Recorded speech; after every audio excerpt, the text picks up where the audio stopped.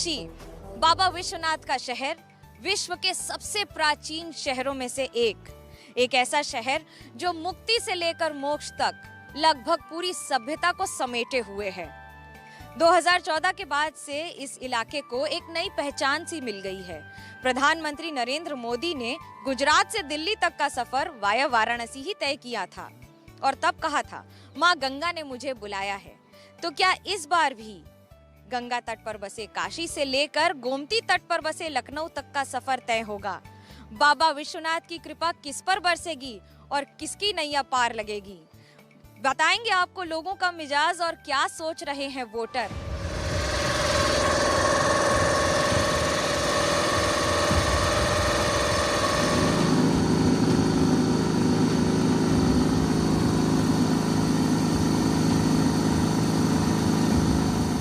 प्रधानमंत्री नरेंद्र मोदी ने वाराणसी से चुनाव जीतने के बाद कई योजनाओं को जमीनी स्तर पर लागू किया है, खास तौर से नमामि गंगे, जिसके चलते घाटों की तस्वीर और नदी का भी रखरखाव बहुत बदला सा नजर आता है। पहले की जैसी तस्वीर तो नहीं, लेकिन लोगों का भी यही कहना है कि दशकों का मैल है, कुछ वर्षों में जाते जाते जाएगा।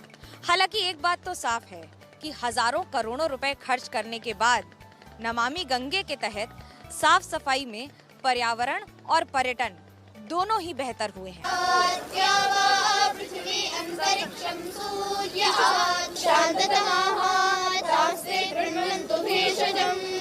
ओम शांति शांति शांति। 2014 के पहले बहुत स्थिति वहाँ की खराब थी। एयरपोर्ट से लेके जो 84 घाट हैं, जो मंदिर हैं, जो शैक्षिक विश्वविद्यालय हैं, चाहे बनारस हिंदू यूनिवर्सिटी हो, आपको हर जगह 2014 के बाद बहुत सारे परिवर्तन दिखाई पड़ेंगे।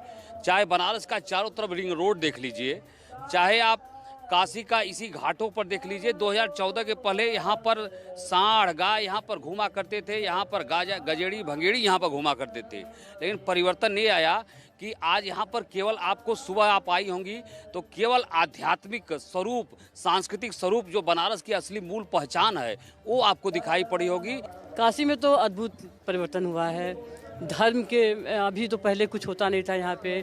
2014 से जब से मोदी जी ने मतलब यहाँ पे, तब से ये आरती शुरू हुआ और मतलब कार्य तो बहुत हुए हैं, सफाई का, धर्म का, ये सब मतलब पूरा कार्य तो बहुत हुआ है। 2014 के बाद से ये जो हमारी धार्मिक, हमारी आध्यात्मिक ये परंपराएं हैं, इनको एक बहुत बढ़िया स्वरूप दिया गया है। 2014 के बाद ये जो माँ गंगा की आरती होती है, जैसे शाम को आरती होती है, और इस स्थान पर 80 घाट पर सुबह बनारस के अंतर्गत सुबह की आरती होती है। सुबह भगवान सूर्य उदय होते हैं, लोक मंगल के लिए यज्ञ होता है। इन तमाम चीज़ों को एक आस्था के स्वरूप में बना करके हम लोग आरती करते हैं। और ये नहीं है कि किसी के निर्देश पर, किसी के प्रेरणा पर, ये परमात्मा के प्रेरणा पर, ईश्वर की कृपा से ये आरती संपन्न की जाती है।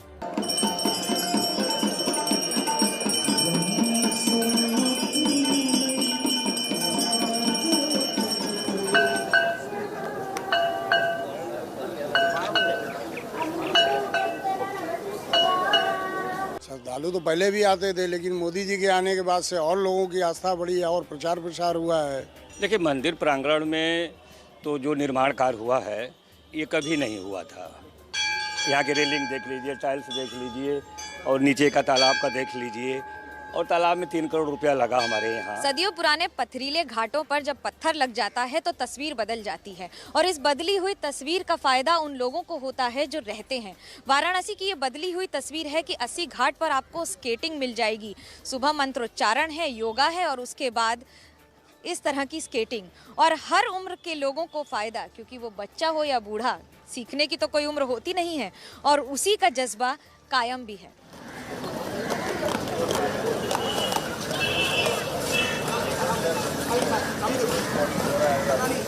इसके 2018 के पहले क्या था कि यहाँ पे जो पत्थर बिछे हुए, अभी फिलहाल जो अच्छे वाले पत्थर हैं, इसके पहले ऊबड़ खाबड़ पत्थर थे, तो स्केट करना पॉसिबल नहीं था।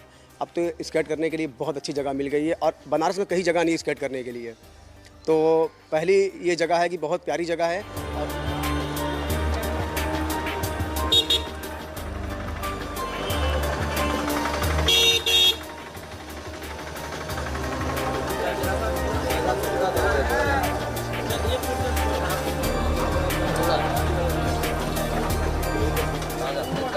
वाराणसी की बात हो और खस्ता कचौड़ी चाट की बात ना हो, ऐसा लगभग असंभव है। लेकिन चाट में जितना मसाला है उतना ही मसाला राजनीति में भी है। पूछते हैं लोगों से कि आखिरकार इस बार उनके मुद्दे क्या हैं। भैया दुकान चलाते हैं, खस्ता कचौड़ी, मुद्दे क्या हैं? इतनी ही मिर्ची लगी है इस बार? महंगाई सबसे बड़ा मुद्दा है मैडम, क्योंकि सबके ऊपर असर पड़ रहा है महंगाई की वजह से। पेट्रोल डीजल महंगा हो गया, गैस महंगा हो गया, हम लोग को भी ज़्यादा दिक्कत हो रही है महंगाई बढ़ने से। क्या है इस बार के मुद्दे बनारस के लोगों के लिए? मुद्दे हमारे ये हैं कि बेरोजगारी खत्म की जाए, रोजगार बढ़े और आम जनता जो रोजगार करना चाहता है उनको रोजगार में भी उनको देखा जाए। देखिए, मुद्दे तो ज़्यादातर यही होने चाहिए कि रोटी, सबसे पहले सड़कें, बिजली, पानी, ये सारे मुद्दे होने चाहिए कि हमें कितना सब सारी चीज़ें, मतलब लॉ एंड ऑर्डर है, ये सारी चीज़ें होनी चाहिए, मुद्दे ये होने चाहिए। इस बार के मुद्दे क्या हैं? मैडम, हम लोग के लिए तो पर्यटन वाला है। बनारस जो है पर्यटन का सुबह हब है, मगर वो कोरोना काल से जो है पर्यटन बंद है, इसलिए हम लोग का बिजनेस बहुत डाउन है। लोगों की परेशानियां, आप भले ही छोले भटूरे, चाट मसाला, बाकी सब की बात कर ले, लेकिन जो मुद्दे हैं वो सबसे बड़े मुद्दे यही कि काशी को क्योटो बनाने का सपना जो था, क्या वो सच हुआ है? इसका सवाल जनता बार बार पूछ ही रही है। ये सिर्फ बोला जा रहा है कि ये स्मार्ट सिटी है। जब आप ज़मीन पर उतरेंगी तो आपको पता चलेगा ये स्मार्ट सिटी नहीं, ये एकदम नरक सिटी हो गई है।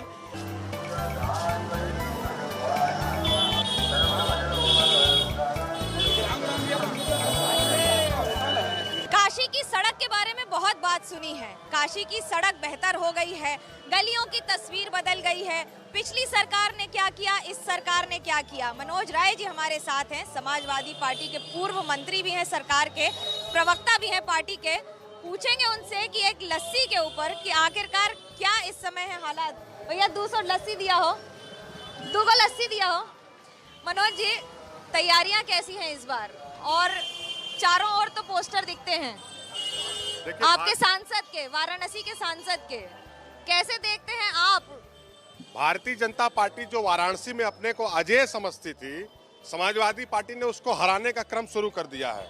अभी स्नातक के चुनाव में, स्नातक विधान परिषद के चुनाव में नौजवानों ने भारतीय जनता पार्टी के 15 साल से स्नातक एमएलसी को हराने का काम किया। शिक्षकों के चुनाव में शिक्षकों ने हराने का काम किया भारतीय जनता पार्टी के उम्मीदवार को। तो भारतीय जनता पार्टी के हारने का क्रम बनारस से शुरू हो गया है और इस क्रम को हम 2022 में अखिलेश यादव जी को मुख्यमंत्री बनाकर खत्म करेंगे।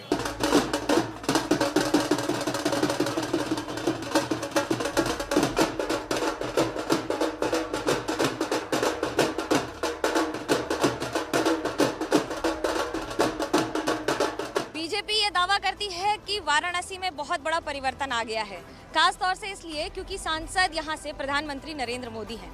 लेकिन उनके खिलाफ कांग्रेस से जिसने लड़ाई की थी और विधायक जी के नाम से मशहूर राय साहब हमारे साथ हैं, आप ही बता दीजिए कितना परिवर्तन हुआ है और नमामि गंगे के बाद गंगा साफ हो गई? देखिए, ये पूरी सरकार ये पोस्टर और मार्केटिंग पे चल रही है, बैनर पे चल रही है। आप अपनी नज़र से देख लीजिए, कैमरामैन से ये देख लें, ये नमामि गंगे की स्थिति क्या है। पूरा सिल्ट और पूरा गंगा जी में पूरी जितने भी कचड़े हैं सब ये किनारे घाट के आ चुके हैं। और जो सबसे बड़ी चीज़ है कि कांग्रेस ने लगातार लोगों के बीच में काम किया है और लगातार हमने मेहनत किया है। ऐसा मेहनत तो बहुत की है, लेकिन वोट में क्यों नहीं दिखता है? वोट में दिखाई देगा, प्रियंका जी आ गई हैं।